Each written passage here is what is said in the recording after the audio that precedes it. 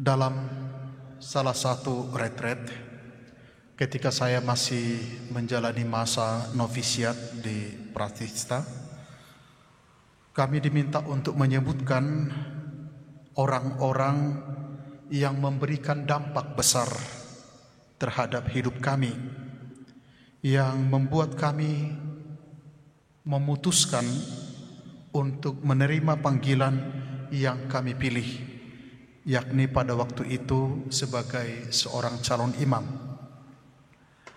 Saya ingat pada waktu itu saya menyebutkan beberapa nama yang saya anggap berperan penting dalam kehidupan saya, terutama dalam panggilan saya. Tentu yang pertama adalah kedua orang tua. Mereka memiliki andil yang sangat besar terhadap panggilan saya. Lalu saya juga menyebutkan pastor paroki saya, waktu itu masih Kapusin. Dia seorang misionaris dari Jerman yang sungguh-sungguh melayani umat dengan sepenuh hati. Dan juga saya mengingat beberapa guru-guru saya, terutama guru sekolah minggu dan juga guru-guru saya di sekolah.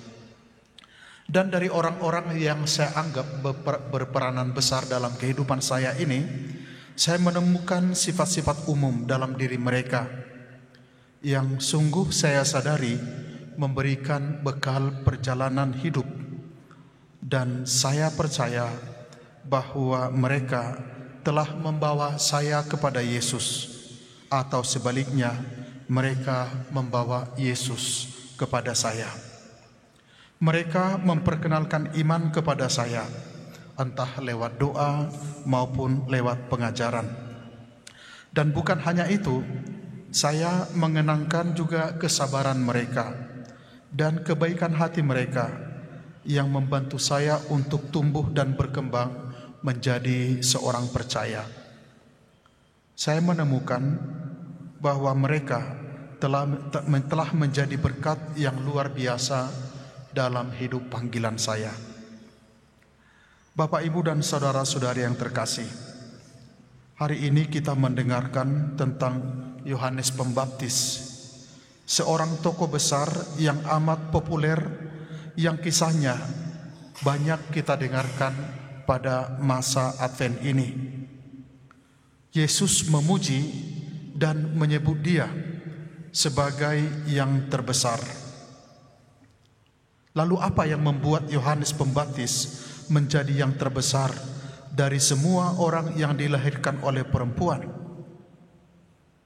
Saya berpikir secara manusiawi, mungkin karena perannya di dalam kehidupan Yesus, di mana Yohanes berseru-seru di padang gurun, di mana Yohanes menuntun orang-orang sampai kepada Yesus, membantu orang-orang untuk mempersiapkan jalan bagi Tuhan, membantu orang-orang melalui gerakan pertobatan, membantu orang-orang untuk bertemu dengan Yesus.